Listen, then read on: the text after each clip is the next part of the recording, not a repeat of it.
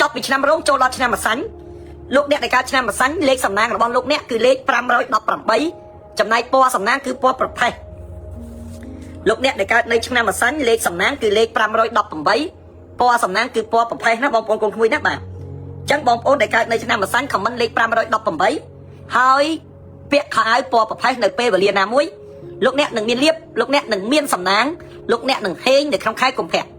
នៅក្នុងខែកុម្ភៈនេះជោគជតារាសីរបស់លោកអ្នកដែលកើតនៅឆ្នាំម្សាញ់ដើមខែមានរឿងផាត់ក្បត់បាទដើមខែមានរឿងផាត់ក្បត់មានរឿងមិនស្មោះត្រង់កើតឡើងអញ្ចឹងអ្នកកើតឆ្នាំម្សាញ់ដើមខែកុម្ភៈចូលមកអាចនឹងមានរឿងផាត់ក្បត់អាចនឹងមានរឿងមិនស្មោះត្រង់កើតឡើងអញ្ចឹង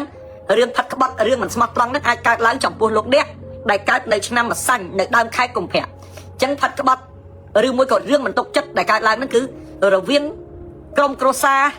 រវាងមិត្តភ័ក្តិរវាងអ្នកដែលនៅជុំវិញខ្លួនអញ្ចឹងតោងឲ្យមានការប្រុងប្រយ័ត្នតោងធ្វើចិត្តឲ្យទូលាយហើយដោះស្រាយបញ្ហាមួយទៅបាទកុំឲ្យបញ្ហាហ្នឹងវាចូលមកអូសបន្លាយកើតឡើងច្រើនណាអញ្ចឹងបងប្អូនកូនចៅទាំងអស់គ្នាអ្នកដែលកើតនៅឆ្នាំម្សាញ់គឺត្រូវមានការប្រុងប្រយ័ត្នហើយអាចនឹងជួបរឿងផាត់ក្បត់អាចនឹងជួបរឿងក្បត់ទំនុកចិត្តកើតឡើងអញ្ចឹងអ្នកដែលកើតឆ្នាំម្សាញ់ហ្នឹងគឺត្រូវមានការប្រយ័ត្នរឿងហ្នឹងចំណុចហ្នឹងនៅដើមខែ2បាទនៅដើមខែ2ត្រូវប្រយ័ត្នប្រយែងបន្តិចណាបងប្អូនកូនក្មួយណាបាទពីថ្ងៃទី8ដល់ថ្ងៃទី11លោកអ្នកដែលកើតនៅឆ្នាំម្សាញ់ក៏ត្រូវថែរក្សាសុខភាពដែរពីព្រោះថាលោកអ្នកអាចនឹងឈឺលោកអ្នកអាចនឹងមានបញ្ហាសុខភាពកើតឡើងបាទអញ្ចឹងពីថ្ងៃទី8ដល់ថ្ងៃទី11លោកអ្នកដែលកើតនៅឆ្នាំម្សាញ់គឺត្រូវមានការប្រុងប្រយ័ត្នផ្នែកសុខភាព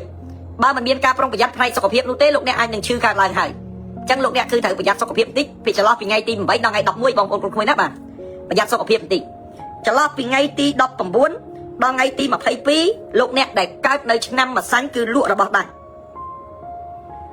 ឬមានលៀបចូលតាមរយៈផ្សេងបាទចន្លោះពីថ្ងៃទី19ដល់ថ្ងៃទី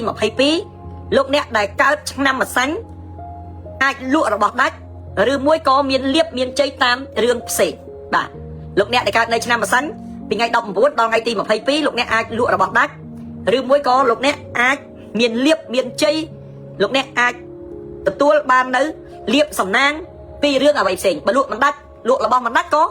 អាចទទួលបាននៅលៀបសំណាងពីរឿងផ្សេងមកដែរអញ្ចឹងសូមជូនពរឲ្យសុខសប្បាយឲ្យខ្លាយទៅជាការពិតនៅអ្វីដែលយើងនឹងទទួលបាននៅចន្លោះពីថ្ងៃទី19ដល់ថ្ងៃ22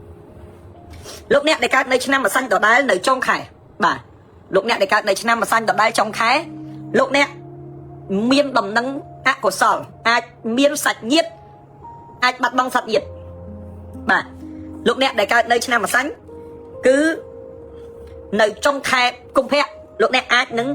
មានដំណឹងមិនល្អជុំវិញការបាត់បង់សាច់ញាតិសូមឲ្យរឿងទាំងអស់នេះមិនកើតឡើងទៅចោះចំពោះក្រុមគ្រួសារលោកអ្នកអញ្ចឹងចន្លោះពីថ្ងៃចុងខែកុម្ភៈអ្នកដែលកើតឆ្នាំម្សាញ់គឺអាចនឹងមានដំណឹងមិនល្អដោយសារតែការបាត់បង់ក្រុមគ្រួសារសាច់ញាតិបាទសូមឲ្យរឿងខ្ញុំឲ្យតែខ្ញុំទូទាយបងប្អូនកូនក្មួយណាខ្ញុំតែងតែប្រាថ្នាឲ្យខ្ញុំទាយទៅវាត្រូវតែងតែប្រាថ្នាឲ្យខ្ញុំទាយត្រូវរហូតប៉ុន្តែរឿងបាត់បង់សាច់ញាតិរឿងមានអ្នកស្លាប់ហ្នឹងគឺអត់ចង់ឲ្យមានសោះប៉ុន្តែរឿងព្រំលិខិត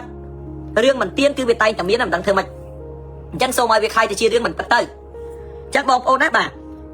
ចុងខែកុម្ភៈអាចមានអ្នកដែលទទួលមរណភាពសាច់ញាតិសាច់ឆ្ងាយអញ្ចឹងណាបងប្អូនណាអ្នកកើតឆ្នាំម្សាញ់បាត់កុំយកចិត្តទុកដាក់កុំបាក់ចិត្ត